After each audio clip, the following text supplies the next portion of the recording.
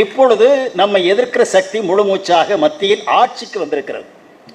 அவன் ஒரு கொள்கை திணிப்பாக மட்டுமல்ல, அதிகாரத்தை பயன்படுத்தி மக்கள் தந்த வரி பணத்தையும் செலவிட்டு அதே நேரத்தில் தமிழ்நாட்டில் அல்லது வேறு பல மாநிலங்களில் காணப்படுகிற பலவீனத்தையும் பயன்படுத்தி இதுதான் வேட்டையாடுவதற்கு நல்ல நேரம், நாம் குடியேறுவதற்கும் நல்ல நேரம் என்று குள்ள நெறி ரொம்ப குதூகலமாக வந்து கொண்டிருக்கிறது.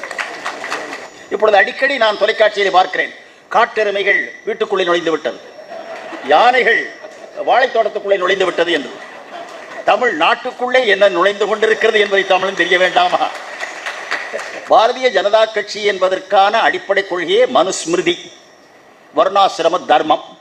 அதற்கான தொண்டர்படை என்று சொல்லப்படக்கூடிய குண்டர்படை தான் RSS. இதை இப்பொழுது பரிவாறுவதற்கு சங் பரிவார். இப்பொழுது அவனுக்கு உலக பின்னணியும் பின் ஆதரவும் வந்திருக்கிறது. வெளிநாட்டு நிறுவனங்களும் பணம் கொடுத்து ஆதரிக்க வந்திருக்கிறார். எனவே ஏகாதிபத்தியம், கார்ப்பரேட் நிறுவனம், வகுப்புவாதம் இவை அத்தனையும் ஒரு பேயாக உருவெடுத்து வந்திருப்பதுதான் பாரதிய ஜனதா கட்சி. இப்பொழுது சமஸ்கிருதத்தை படித்தால் நம்ம சுஷ்மா ஸ்வராஜ் சொல்லி இருக்கிறார், உலக அறிவே வரும், நுண்ணறிவு வரும், இந்தியா முன்னேறும். இன்னும் என்னென்ன பஜனை பாடம் மூலமும் பாடு.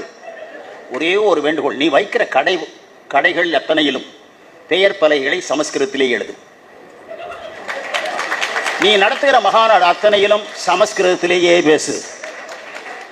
நீ நீதிமன்றத்திலும் சமஸ்கிருதத்திலேயே வாதாடு. தேர்தல் பிரச்சாரத்தையும் மறக்காமல் சமஸ்கிருதத்திலேயே நடக்கும்.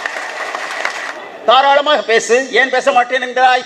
உன் சோன்பப்படியும் இருக்காது. இப்பொழுது தெளிவாக தெரிய வேண்டும், இந்தியை திணிக்க முயன்றால் ஒற்றுமை சாகடிக்கப்படும். என் பண்பாட்டையும் என் கலாச்சாரத்தையும் என் வரலாற்றையும் மறந்த பிறகு நான் ஏன் பயன்பட வேண்டும்? ஒரே ஒரு வேண்டுகோள், நீ சமஸ்கிருதத்தை இந்தியா முழுமையில் உள்ள மக்கள் பயன்படுத்த ஒரு புதிய இந்தியா நீ ஒன்றை பயன்படுத்து. நீ தான் வேதங்களை எல்லாம் படைத்திருக்கிறாய். பகவத்கீதையை உலகம் முழுமையிலும் கொண்டு போக வேண்டும் என்று சொன்னாய். அது உலகம் முழுமைக்கும் கொண்டு போக வேண்டும் சொன்னதோடு விட்டாயா? அப்துல் கலாமுக்கு ஒரு படம் வைத்து திறந்தால் அது காலிலும் அங்கேயும் போய் வைக்கிறாய். ஆகவே நீ ஆட்சியில் இருப்பதால் இந்தியா முழுமைக்கும் ஒரு வரியா ஒரு பொதுக்கூட்டத்தில் போடுகிறாய். 1000 ரூபாய் நோட்டு செல்லாதா? பொதுக்கூட்டத்திலே அறிவிக்கிறாய். நாடாளுமன்றத்திலே பேசுவது விவாதிப்பது இல்லை. அதேபோல் இந்திய ராணுவம் முழுமைக்கும் அர்ஜுனன் பயன்படுத்திய வில் தரப்படும், பீமன் பயன்படுத்திய கதாயுதம் வழங்கப்படும். இந்த விமானங்களை எல்லாம் இனிமேல் நாம் வெளிநாட்டிலிருந்து வாங்க தேவையில்லை. எல்லா மயில்களிலும் ஏறித்தான் பிரதம மந்திரி. உலகம் முழுமைக்கும் நிறைய இருக்க பன்றி எருமையெல்லாம் இருக்கு.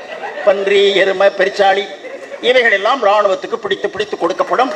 அவைகளை வாகனங்களாக பயன்படுத்தினால் பெட்ரோல் வேண்டாம். விலையாருக்கே பெருச்சாளி. பெட்ரோல் டீசல் விலை ஏற்றத்தை பற்றி நாம் கவலைப்படவே வேண்டாம். எனவே அந்த கருவிகளை எல்லாம் ராணுவத்துக்கு பயன்படுத்தி, மந்திரிகளுக்கெல்லாம் மயில் பிடித்துக் கொடு, மற்றவனுக்கெல்லாம் மாடு பிடித்துக் கொடு, எருமை பிடித்துக் கொடு. எங்களை தயவு செய்து விட்டு விடு. அடிமைகளாக வாழ்வதை விட போராடி மடிய தயார் என்று தமிழ் மக்களை தட்டி எழுப்புவோம். பேரன்பிற்குரிய மோடி அவர்களே, இந்த அரிய வாய்ப்பை கொடுத்ததற்காக உனக்கு அரிய நன்றி. ஏனென்றால் சாவதற்கு முன்பு ஒரு போராட்டம் நடத்திவிட்டு சாக வேண்டும் என்ற ஒரு ஆசை நிறைவேறும் என்று நினைக்கிறேன். போராடுவோம்.